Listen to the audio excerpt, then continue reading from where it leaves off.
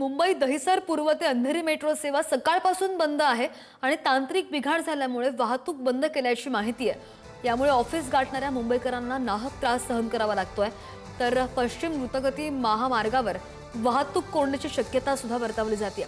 Metro 7च्या red line मार्गावर गोंधळ निर्माण झालाय आणि गुंडवलीकडे जाणाऱ्या मेट्रोला ओवरीपाडा स्थानकापूर्वीच तांत्रिक अडचण निर्माण झाली आहे। सकाळी 8 वाजल्यापासून प्रवाशांना मेट्रो वेळेत येत नाही आणि त्यामुळे अडचणींचा सामना करावा लागतोय।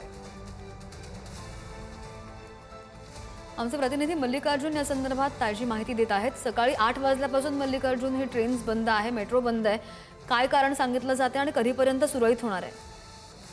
हो, सध्या नक्कीच सकाळपासून हे ओवरीपाडा इथच्या पूर्वीचं मेट्रोचे जे ट्रेन त्याच्यात तांत्रिक बिघाड झालेला असं सांगण्यात येत आहे। मात्र सकाळपासून प्रवाशांना थांबवण्यात आलेलं आहे। आता मात्र प्रवाशी ना जे त्रास सहन करून परतावा लागत आहे। सकाळपासून जे प्रवासी होते ते वाट बघत होते मेट्रो स्टेशनची की बाबा ट्रेन येईल, त्या ट्रेनने आम्ही प्रवासी करू।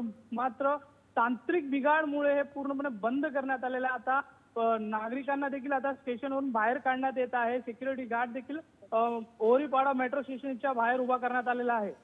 हो, नागरिकांना देखील असं देखील सांगण्यात येत आहे की 1 ते 2 तास अजून लागेल ह्या मेट्रो अगदी तांत्रिक बिघाड झाला आणि त्यामुळे ही वाहतूक जी आहे सुरळीत होण्यासाठी आणखी 2 तास लागतील असं प्रशासनाने सांगितलंय।